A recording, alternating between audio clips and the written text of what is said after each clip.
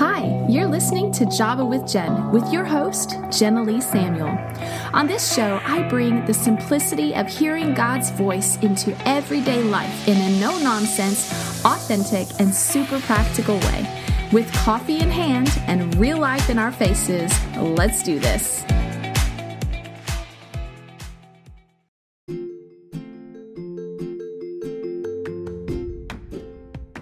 Have you ever faced a situation where you didn't know what to do and you wished that God could just speak from heaven and tell you exactly what you needed to do so success was sure? What if you could hear God's voice for yourself? What if you knew each morning when you woke up that He was literally waiting just to talk with you about your day and what is going on with your life at the moment? This would entirely change your view of God, possibly, but for sure your relationship with Him. Who wouldn't want that? If you've never heard God speak to you, this book, Listen, is for you. If you normally do all or most of the talking when you pray, this book is also for you. If you want to stop and really listen to what God wants to say to you, then this book is for you too. If you simply want a way to explore new terrain with the Lord and deepen your relationship with Him, this book is for you. This is not 7 steps to learn how to hear God's voice or hearing God speak for dummies. It is less of a how-to manual and more of an experiential workbook. You're invited to see part of Alan's journey to listen, encouraged to listen yourself, and then given space to capture what you believe God is saying to you that day in light of what you discover along the journey. So take the next 63 days to listen first for the voice of God and watch your relationship with Him be transformed in a huge way. And side note, if you have people that you want to get a meaningful gift for Christmas this year or for a birthday or a holiday, and you just don't know what to get, this book, especially if they're a believer, would be perfect. Teaching anyone how to hear God's voice and making space for them to do that is literally a life-transforming opportunity. So don't miss out. Go check out alanchapin.com and grab the book Listen, or you can find it on Amazon as well. All right, back to our episode. Hey everybody, thanks so much for joining me again on Java with Jen. In today's episode, I have a special guest named Tiffany Yecke Brooks, and she is an author of this book called Gaslighted by God, which I'm so excited for her to explain to you. I know the title grabs your attention, which is part of why I love it, and she's going to share where that came from. But she is a Ph.D. in literature. She's done a lot of deep study on the book of Luke, and I'm going to let her explain all of that so I do not do any disservice to her experience and knowledge. But Tiffany, thanks so much for coming on my show. Thank you so much for having me, Jen. I really appreciate it. Hello to your listeners. Just as a brief introduction, I am a former literature and writing professor. So my specialty is really how words carry ideas, how words impact people. And that's a lot of what we're looking at in this book, is how the language of religion has been sort of manipulated at times and can cause damage, but also how we can look at it and find healing and rebuild a healthy faith. The subtitle of the book is called Reconstructing a Disillusioned Faith, because that's really the ultimate goal of the book. My master's degree, my master's thesis is on the Gospel of Luke. So I've actually done a lot of theological work as well. I'm really passionate about these topics because this journey is one that I've walked myself. Yeah, absolutely. I love that. And let me encourage any of you guys who are listening that if you have kind of just this instinctive, like, guards go up, you're like, okay, a disillusioned faith, deconstructing Christianity, gaslight, these are terms that are making my red flags go up. Listen, let me help you. The Word of God tells us to love God with all of our heart, soul, and mind. And there is nothing wrong with asking good questions that are meant to drive us into the heart of truth, because God is there. God loves that. He is never threatened or intimidated by our question asking. And I brought Tiffany on because I personally have experienced some things growing up a Christian, hungry for the Lord, always want to please God. But in looking back through certain challenges and struggles and hearing from so many people as a pastor who are well-intentioned, want to please God, that there are sometimes the enemy, especially when you desire to do what is right, the enemy will take the commands that are righteous and twist them and still try to put a burden on you. That's what we call legalism. And so by challenging sometimes the things that we've grown up always hearing, especially when they're cute catchphrases in the church, and testing them and saying, is that really scriptural? Is that really leading me to freedom and to the heart of God? That's part of how you love God with your mind. That's what we're going to do in this episode. And she has done the work that I haven't even been able to do. And so we're going to pull on her wisdom, and she has some really beautiful stories. So Tiffany, why don't you share kind of your heart behind the title of the book, and then go ahead and dive into your intro and kind of the beautiful analogy of Enos. Sure.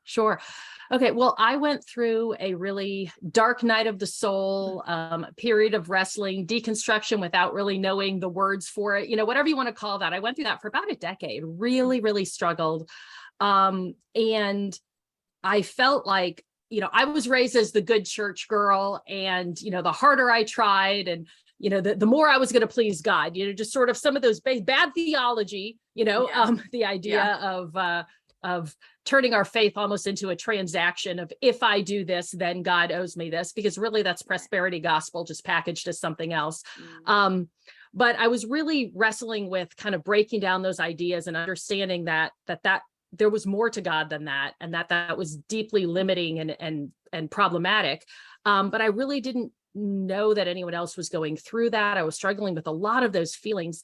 And one day I finally just blurted out to my therapist, I feel like I've been gaslighted by God. And there was this long pause, and that was like the end of my session. And then it came back the next week, and I was like, I think that's a book title. And she said, I think you're right. Because when I was teaching literature, whenever I would have a student say, hey, why isn't there a book about thus and so? Why isn't there something? I'd always tell them, well, it's because you haven't written it yet. And so suddenly I realized that maybe God was telling me I needed to take my own advice, and that the reason that I hadn't read anything on this topic was because maybe I hadn't written it yet. And so now it was on me to take some of those thoughts and ideas, and hopefully there were other people, well, not hopefully there were other people out there, but if there were other people out there who felt this way, hopefully they would, also be able to connect with this book. Because of course, anyone's going through this wouldn't wish these feelings on anyone, but it's also nice to find community. So that's really sort of where the title of the book came from. Was I wanted to do a title for people who are so soul tired and broken down and shell shocked in their faith, so to speak, which is a metaphor I use a lot in the book, that they can't stomach one more book that says, well, if you just pray a little more, or you just submit a little more, or just squeeze a little more Jesus on the situation, it'll just all magically get better. I wanted to write a book that was real and authentic and hit people where they were. Something I say in the intro is that this isn't a book for people who are asking, is it okay to be angry with God? It's for people who are already there and are saying, okay, so what do I do with the anger? Because I want a healthy faith. So to the introduction, the story that I open with is a story about Enos the space chimp. And the first time I read it, just as I was reading about chimp language studies, which is how I came across it, I just started sobbing because it resonated with me in terms of my spiritual journey, like nothing else had. And so the story of Enos is he was part of the Mercury Atlas space program. And he was trained for 1,250 hours in something called an avoidance conditioning exercise. And what they were doing at that time, since they hadn't actually sent any humans into space yet, this was in the 1950s and 60s, is they were studying to see what the effects of zero gravity would have on mental cognition in primates. And so like, is the blood getting to the brain in zero gravity? What will that mean for how they can carry out basic tasks? So they trained the chimps to, they would see a series of 3 images, and they had to pull a lever to indicate which one was out of place. And if they got it correct, it would move to the next one. If they got it incorrect, they would receive an electric shock to their foot. And so that was how the avoidance conditioning exercise worked. So on November 29th of 1961, one of the chimps in this program named Enos was sent into space. And he started going through his exercises. But with what they discovered once he got up into orbit was that there was a programming issue, and that the program was actually, there was a bug. And so even when he pulled the correct lever, he would still get a shock. Yet, despite that, Enos pulled the correct lever 33 times in a row, receiving 33 electric shocks, but he still continued to pull the correct lever. Then it went on to another exercise and a few more things. And then it circled back to this avoidance conditioning exercise. And this time, with the bug still in place, he pulled the correct lever and got 41 consecutive shocks in a row. Wow. At that point, recognizing that there was the bug in the program as well as an overheating issue in the capsule, they brought him down early. They ended him. He was supposed to do 3 complete cycles, and they brought him down after 2. But because of that, he landed miles off course. So he was strapped into this tiny, hot, cramped capsule for more than 3.5 hours before the USS Storms was able to find where he was in the Caribbean Sea and pick him up. When the scientists got a hold of him and they opened the capsule, this highly trained human stand-in had basically reverted back to a wild animal. He had ripped through the constraints, he had ripped through his spacesuit, and he had pulled out his catheter still inflated. He had caused this great harm to himself, and he was just screeching at the trainers. And when I read that story, it resonated with me, like I said, in a way that nothing else had, because I felt like Enos. I had done everything the church had told me I was supposed to do as a good church girl. I checked every box. And then even when things didn't play out that way, I continued to stay faithful, and I continued to do what God asked me over and over and over and over again until I reached a breaking point. Because that wasn't the deal that I signed up for. That wasn't what I was trained for. I had been trained that if I did this, if I did the right thing would happen. And I would feel the shock if I did the wrong thing, but not if I did the right thing. Right. And so reading about this little chimp who more than 70 times continued, you think about Jesus saying, when do you forgive? More than 70 times 7, like there even felt like symbolism in this story, right? And that just resonated with me. And as I was thinking about people who are struggling with disillusionment in their faith, in wanting to move away from toxicity, and sensing, that maybe I've been fed some bad theology and I want to get to something healthier. I think a lot of us can relate with this tenacious little space chimp who did the right thing over and over and then reached a breaking point and just started screeching at his handlers. And I think it's heartbreaking, but I think it's also really powerful. Wow. I so much agree with you. And I feel like even because I identified with Enos in my own story as well, and I feel like for anyone who's walked with the Lord for any number of years, at some point you're going to encounter that. You're going to encounter where it's like, hold up, the formula is not working now, and I feel like that could be for a number of reasons. It could be that we're believing a twisted form of truth, like the one I heard recently, dead men feel no pain. That's a twisted form of truth. I understand the point that is trying to be made, like, hey, listen, if you're dead to yourself and you're dying to yourself, you're not going to be easily offended. And there is some truth to that, in that you can move into a place of having such personal responsibility that you don't let other people's behavior become your offense, to some degree. But at the same time, like, there has to be, there's wisdom and balance. Even Ecclesiastes says a man of God avoids all extremes. When we live in extremes, we get into those twisted religious truths, because a dead man may feel no pain, but if you're a living man, you're going to feel pain. And Jesus even acknowledged that. He said, you will have pain in this earth. You will have trials. You will have challenges. The only place scripturally that he says we won't have pain is heaven.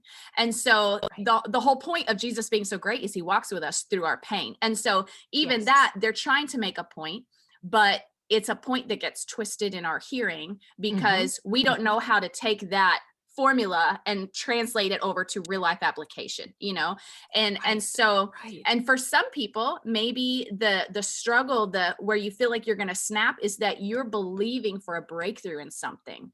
And Yes. sometimes it's maybe our expectations are wrong. Maybe we're expecting God to act in a certain way, and he never promised that certain way. He just promised an outcome. You know what I mean? Like, Yeah. hey, I will give you children, and you can't have children, but you didn't realize he was going to have you adopt a bunch of kids, or whatever it is. Right. And so sometimes we get our minds fixed on a certain method that God will work in. And so there's all these different ways. Go ahead, Tiffany. Oh, no, I was going to say, and also, I mean, no offense, all my love to pastors and pastors' families out there, but we all know the good old preacher story, right? Where at the 11th hour, the miracle comes through and the check for the exact amount of the church that was about to go bankrupt, or something that happens in that amazing moment. And then it's, the Hallmark movie ending. And then what happened? How do you feel when that doesn't happen for you? When that is what's held up over and over of, well, if you have faith, then God comes through at the 11th hour. And what happens when you don't get that 11th hour deliverance? What happens when that happy ending doesn't come to you? That can feel like, well, if I've been told that's what holding on to my faith means, if that's what being steadfast is, and that doesn't come through to me, then does that mean that I wasn't good enough, or God isn't listening, or God doesn't care? And then sometimes, and again, going to my title of gaslighting, because our experience of God doesn't match up with what we've been told God is like. And if God doesn't do that, then we're told, well, then something's wrong with you. Then you aren't praying hard enough, or there's hidden sin in your life. Rather than just realizing that sometimes things don't work out the way we'd like them to. And what do we do when those two things don't align? And unfortunately, the answer a lot of times is victim blaming, so to speak, rather than saying maybe we have a misaligned understanding of who God is and how God works. Yeah, especially how he works, because we even see that in Abraham's life, like even in Hebrews, it says that Abraham never saw the fulfillment of the things that were promised to him, but he continued to believe, and he was living for another kingdom. But we saw the fulfillment of those things in the generations that came after him. And so God was true to his promise. Abraham was the father of nations, but it wasn't a promise Abraham was ever going to see with his own eyes. And so in that experience, though, I mean, we saw Abraham felt a little gaslighted because he went and made a little Ishmael, right? He was like, okay, Lord, you're not fulfilling this. I'm running out of understanding of maybe you're going to do it this way. Yeah. And so that's kind of a picture, I think, of even like a scriptural example of that. I mean, David went through it. I mean, so many people, if you look at the examples of people who in scripture got messed up in their head over how God was going to work. It was never an issue of if God was faithful or if God was unwilling to do what he promised. It was usually an issue of we didn't understand how he was going to fulfill. Yes. And I actually want to highlight that for a moment, because I have heard many times in churches, and I've never heard it mistaught, but just maybe not elaborated well enough, where it's like, oh, just believe for the thing, believe for your healing, believe for your healing, believe for your healing, or believe for your breakthrough, believe for. And so a lot of times we think to have faith for something means I have confidence that what I've pictured in my head about how it's going to happen can happen. Where in Hebrews, it says that Sarah believed simply that God was able to do what he promised. And that meant she was a woman of faith. And so I tell people, listen, don't get stuck. Please don't get stuck on an idea of how God's going to work, because likely he's not going to work that way because he's so much bigger and more creative. Right. No, but I was going to say, I mean, that's exactly it. I talk about Abraham and Sarah a lot in the book. And one of the things that I think illustrates that point is, in a lot of coastal communities, you'll find that during sea turtle hatching season, there is an ordinance that says that you can't have any porch lights on, because what happens is the baby sea turtles hatch and they know instinctively that they're supposed to go towards where they see the lights, because they see the stars reflected in the ocean. But if the porch lights are on, they get confused and they end up going inland instead of to the ocean where they were meant to be. And I talk about how sometimes when God feels like God's not coming through the way we think he ought to, the way we think he should, the way we think we've been promised, or if God feels absent, that maybe that's a season where God has turned the porch lights off, not because God's abandoned us, but because it's to draw us to where we were meant to be, to where we are safe and protected and become our fullest selves. And that metaphor of thinking about the baby sea turtles going to the ocean because the porch lights have been turned off has been so helpful to me in thinking about those seasons when God doesn't seem to be present in the way that I imagine God should be, or what feels like a divine presence to me. That's so it's not a withdrawing, it's not a punishment, it's an actually calling to where you are meant to be. Yeah, I agree. And I feel like I shared with you earlier that I experienced that when I was dealing with my own disillusionment about where lines were, what boundaries could look like, and what was holy behavior and what was not holy behavior. And that when I finally challenged what I believed maybe was unholy, or was not submissive or not trusting God. And I said, I have to have boundaries or I'm going to die. And I felt the presence of the Lord fall on me. Yes. That was my first epiphany. Like, I've been believing religious thinking that was probably legalistic. And you said something in the episode I listened to about that kind of defined legalism. And I'm telling you, that helped me even since I listened to that episode in a situation that frustrated me because someone put a burden on me.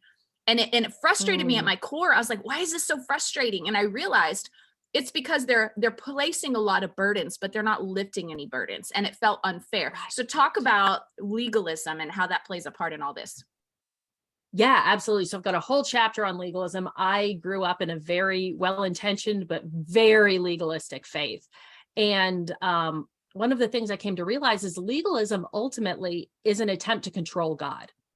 Like, we know legalism is bad and it's gross or whatever, but when you think about it in those terms, that it's technically trying to control God, it becomes that much more insidious, because what you're trying to do is say, okay, if this is the way I'm supposed to act, if I act this much more holy, if I take it this much farther, then God is obliged to bless me.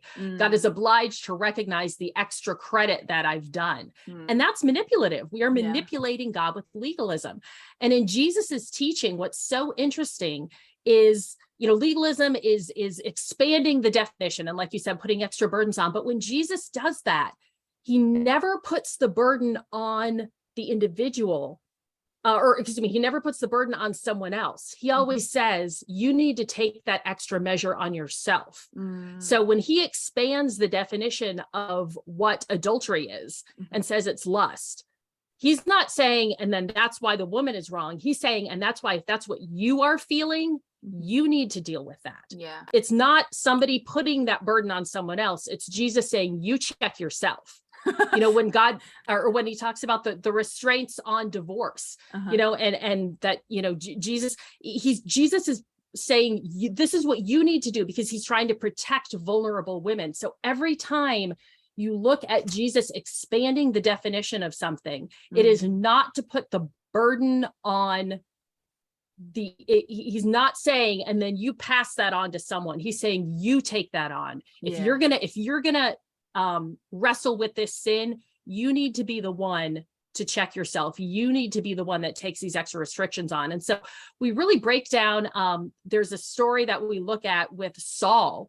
And it's this kind of bizarre, obscure story where he makes this rash pronouncement about, none of the troops of Israel shall eat anything until we've vanquished the enemy. And his son Jonathan doesn't know about it and finds some honey and is like, wow, why is everybody passed out and exhausted?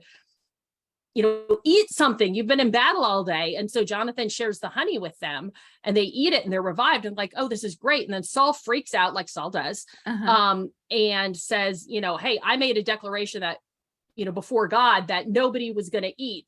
He was passing that's classic legalism, because he was passing the burden on to other people. So then there's this fascinating detail in the story. And I break down the whole story and analyze it to really parse what legalism does. But it said, I love this detail where it says, Saul built an altar before the Lord to atone for the people's sins, the first altar he had built for the Lord.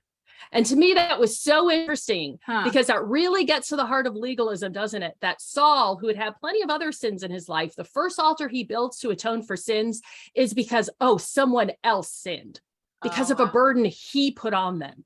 And Wow. that detail, I think, is so telling. So that story that we really, I parse in the book gets to the heart of how legalism works and how it really passes burdens off to someone else. And when Jesus speaks to people, he's reversing all of that. Yeah. He's saying, you don't put the burden on someone else. Yeah. Yeah. You take the burden. Oh, so you mean all those good Christian camps when all of my counselors were like, oh, you need to be careful how you dress. You need to protect your brother's eyes by, which I agree. As a woman of God, dress with some modesty. Oh, yeah. Yes.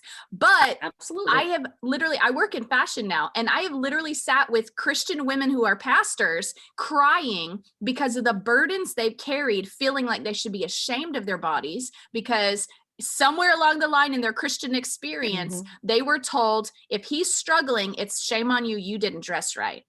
And which is legalism. Interesting because doesn't Jesus say if he's struggling, he should put his eye out? Exactly. Yep. Yeah. I mean, and that's the know? new, and that's the old covenant is I don't even want to call it a covenant because it was very beneficial, but the old covenant, the legalism of the Old Testament, like you're saying, put burdens on people. That's the whole reason Jesus came, because he was like, I don't want you to live burdened. I don't want you to live feeling like because that will wear you out. It does wear you out.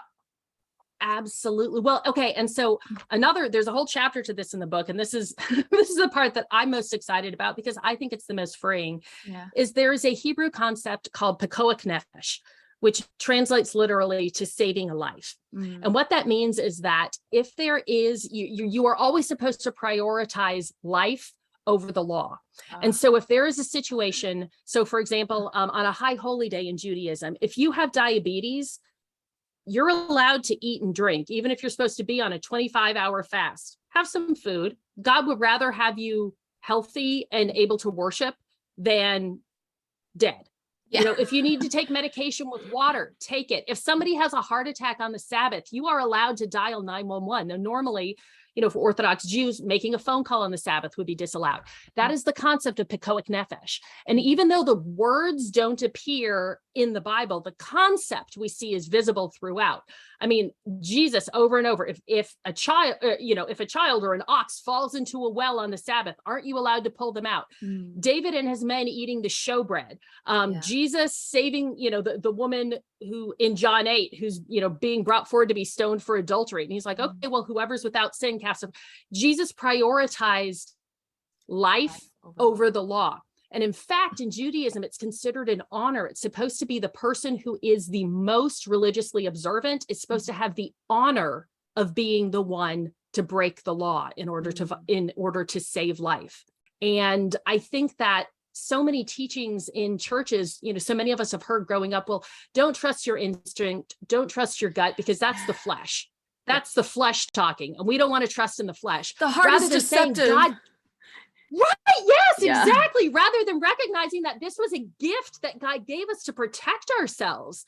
I think, so often you hear, and I think women struggle with this, especially well, I don't know. And my instinct told me that there might be a problem here, but I really felt like I needed to submit, or I really felt like I needed to reach out to this person, even though I really got the heebie-jeebies and it felt, incredibly unsafe. But, I was told that, listening to my gut was listening to the flesh, and I just needed to trust God.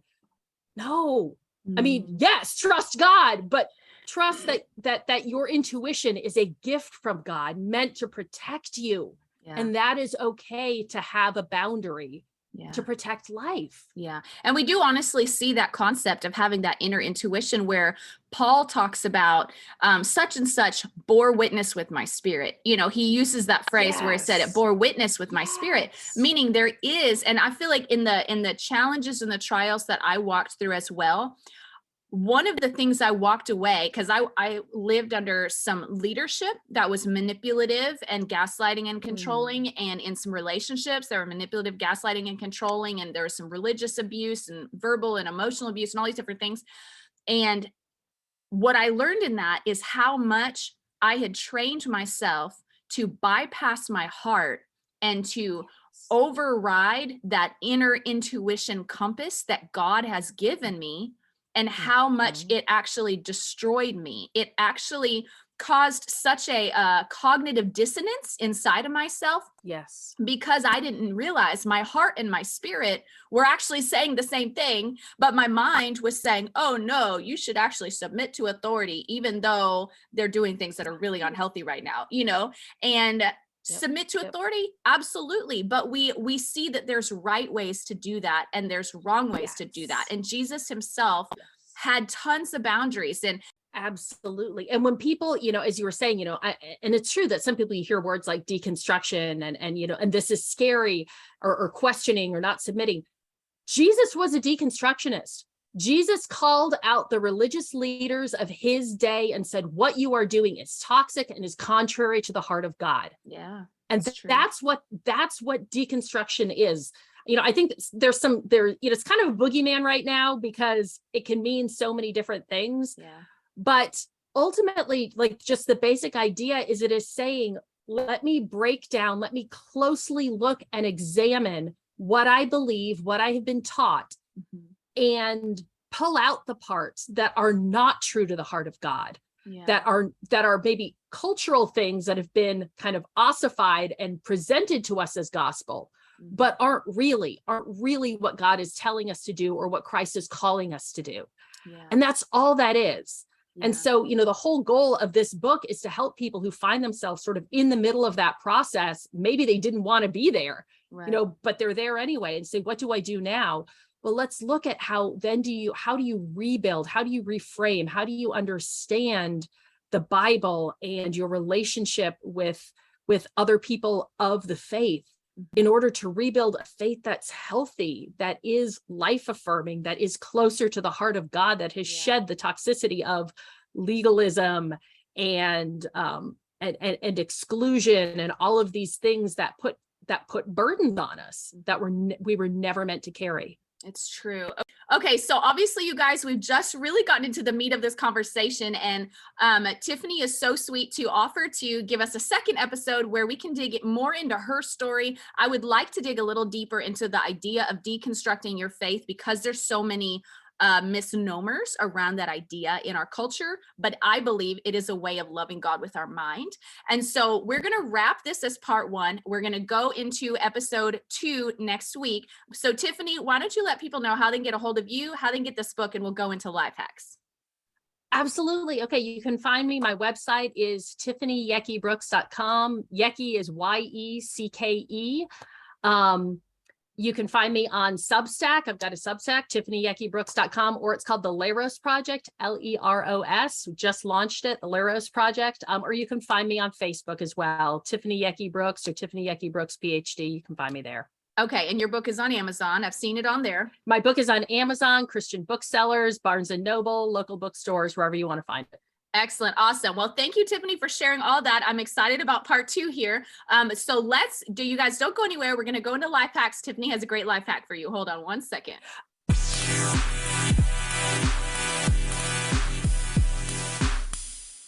Okay. So go ahead, my life Tiffany. hack. Yes. Okay.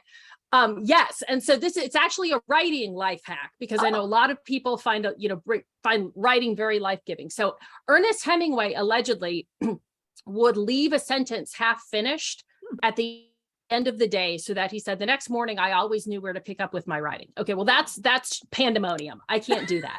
So what I have found that is really good for helping me maintain momentum and then know where to pick up the next day is that if I'm writing and I can't think of the word I need, I give myself no more than 10 seconds to think of it. And then I just put 4 X's and I just keep going. So I don't break the flow of what I'm doing. Oh, there you go. The next day, when I sit down, the first thing I do is do a Control F search for every place those X's appear in what I wrote the day before. My brain will have usually puzzled it out, overnight, so that I know kind of what word or phrase I want to fill in there. But also that gives me a chance to review what I was writing the day before, and it provides the runway into what I'm going to write that day. And I have found that it's extremely helpful, both in terms of not breaking momentum or losing your train of thought when you're in the moment in your writing. And it's also really, really good for providing that runway into how to get started the next time you sit down to write. That's excellent. I love it. That's great. So any of you writers or bloggers or article writers or aspiring writers, that's a really great pointer. I love that. I love that. And I've been writing for a magazine here for the last couple of months, and I'm like still figuring out a groove for writing. Like I love writing. I've done it my whole life, but that's a really good tip. I appreciate that. Okay, so Tiffany, thank you so much for everything that you shared. I'm excited about part 2 where we can dig a little deeper. You guys, you don't want to go anywhere. Stay tuned. Make sure you're subscribed so you don't miss next week's episode. Otherwise, feel free to share this episode. Throw it on social media. Tag me, tag Tiffany. Throw it on social media. Share it with your friends because we want to encourage people to love God with their mind as well. And asking questions is not sacrilegious. It's not a lack of faith. It is part of how you dig deeper into the heart of God and give him an opportunity to lead you into truth in yet another way. So thank you, Tiffany, for coming. And you guys, we'll see you next week at Java. Thanks so much for tuning in to today's show. Listen, let's stay connected. Come follow me on Instagram at Java with Jen, where you can follow the latest and say hey. It's a really great way to stay in touch. Many of you have also asked how you can support the show. You can make donations through the Anchor app or on Patreon, or of course by sharing, rating, and reviewing on social media and iTunes as well. Your heartfelt feedback always reminds me why I do this. Also, don't miss our merch store where you can get super cool Java with Jen swag and coffee. Find it at javawithjenmerch.com. Until next time, remember, hearing God's voice is simple, and he wants to be a part of your everyday life. See you next week.